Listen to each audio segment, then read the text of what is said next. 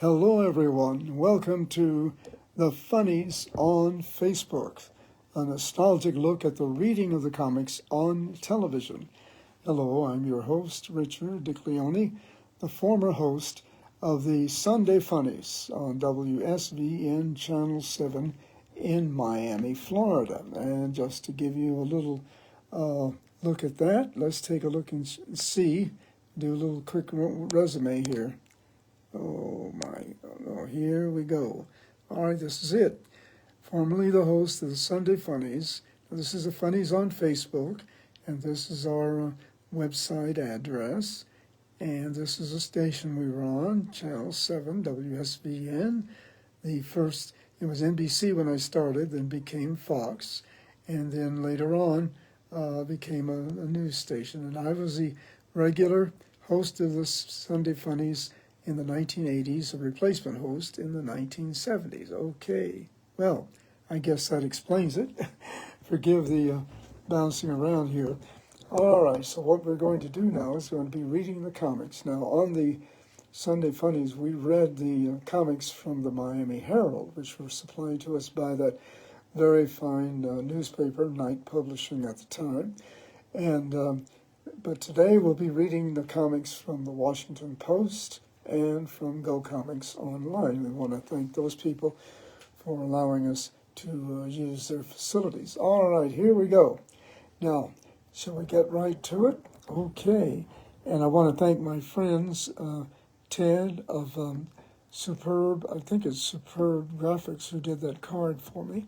But that explains the whole situation here, the show. All right, here we go. We're going to start from the pages of Go Comics and the Washington Post and the Miami Herald that we used to read. Here is our comic strip, Pickles. All right, this is by Pickles by Brian Crane. We're going to show you a little bit of it. All right, here we go.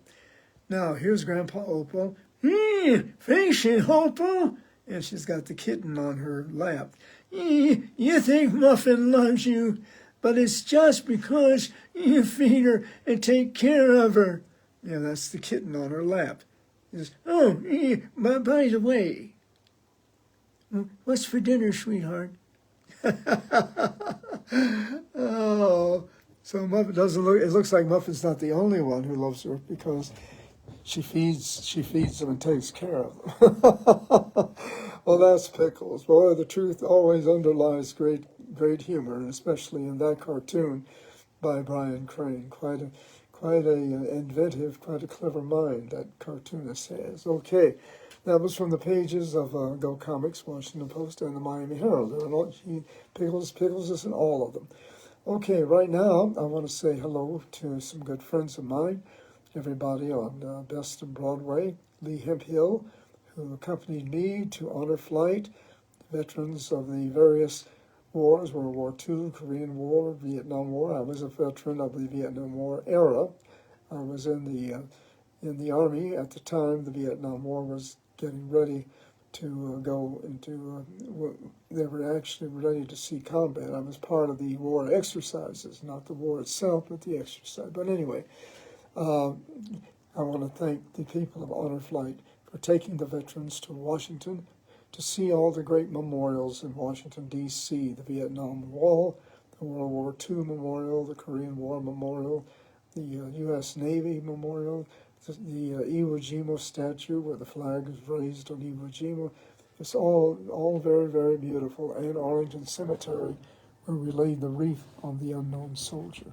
It was quite a beautiful and touching experience, and that's something you may have heard about. Okay, continuing now with a look at the reading of the comics, a nostalgic look at the reading of the comics on television as we used to do it. All right, here we go. This is Dennis the Menace by Hank Ketchum. Now, looks like the Mitchell family, that's Dennis's mother and father, are all at the beach. Oh, they're having a good time. This is summertime. And Dennis is making an observation, and he says, I know what my dad likes best about being at the beach.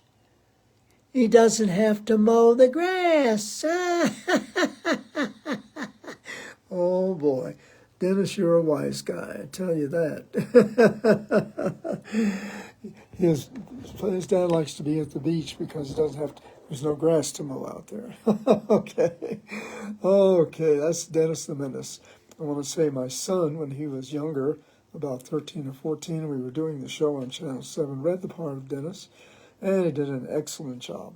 Okay, continuing now with a nostalgic look at the reading of the comics on television. Let's go back to the Middle Ages and look at a Merlin the Magician type character, but this one is called the Wizard of Id. All right, this is the Wizard of Id. Come on, let's get up here, fellas. Okay, now there's the wizard, and there's his valet, his servant, and he's making observation. The beach is a little messy. Well, summertime, the beach gets a little messy. They're looking for a clean spot. He says, there's a spot with no trash. And we found a spot with no trash for the wizard. But he sat down on something. Ow! And then his valet said, well, at least you're now up to date on your tetanus booster. Yeah, he's up to date. He had his tetanus shot, so it's not going to affect him. Okay, all right, very, very good. All right, very, very good. All right, where are we here? We're supposed to be here. Okay, now.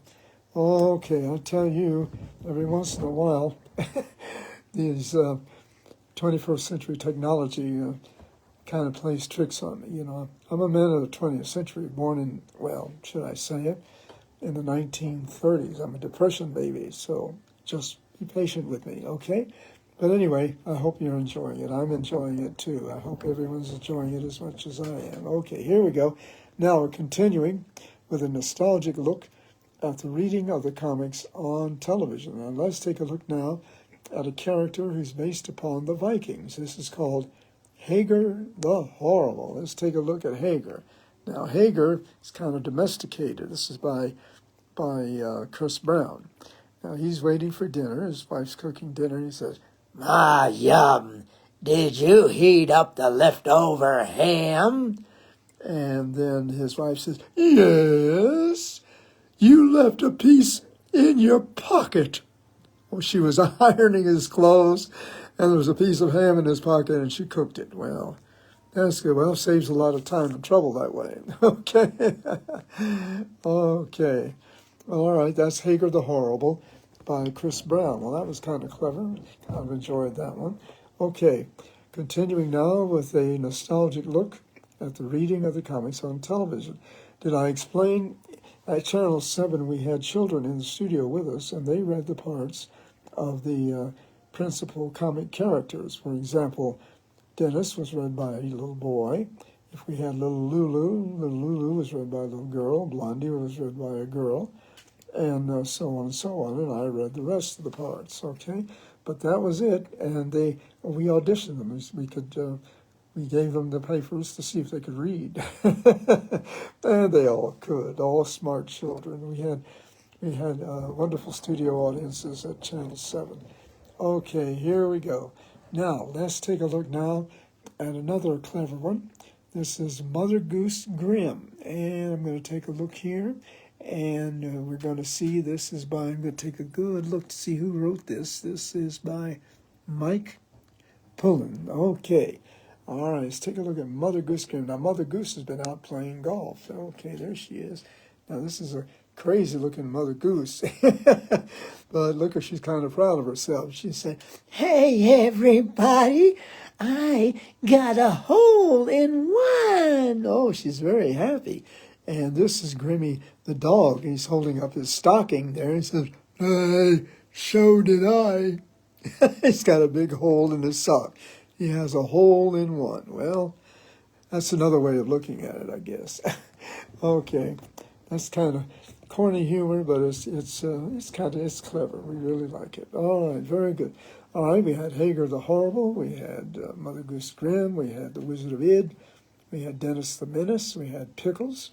Okay, we want to take a breather here, and we want to pay tribute to a young lady, a movie star, who's spending all of her attention and her philanthropic efforts toward helping children, homeless and refugee orphans, children made homeless by wars and natural disasters. And I thought this show would be a good place to pay her tribute, because she's paying homage to and helping helping the United Nations Refugee Agency support homeless children all over the world. And her name, she's an Academy Award winner, very famous movie star. Her name is Angelina Jolie. Let's take a look at her here, okay? Now, she's doing good work for the High Commission on Refugees for the United Nations, and with particular attention to the homeless children left homeless by the war, caused by ISIS in the Middle East, and by the wars in Southeast Asia, the Vietnam War, and others. So let's take a look at what she's doing. She's making personal appearances. Okay, we'll go right here. There she is. She's with this cute little baby here. This is in Cambodia. She has a foundation that raises money for these homeless refugees in Southeast Asia, in Cambodia, where she spends a lot of time, and also for the refugee children in the Middle East. She does a beautiful job using her star power to encourage other countries and other people to help support homeless and refugee children all around the world. I think that's an admirable and very, very valiant sort of effort. Thank you, Angelina. Thank you so much for your work. Okay, now, here we go. I thought this would be a good show to mention that on, since we're dealing with the lighter side of humor here, the funnies.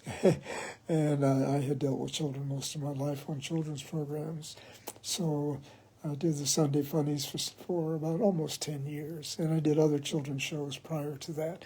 Okay, a nostalgic look at the reading of the comics on television. And here we go with one more. Now, this is from the pages of Go Comics.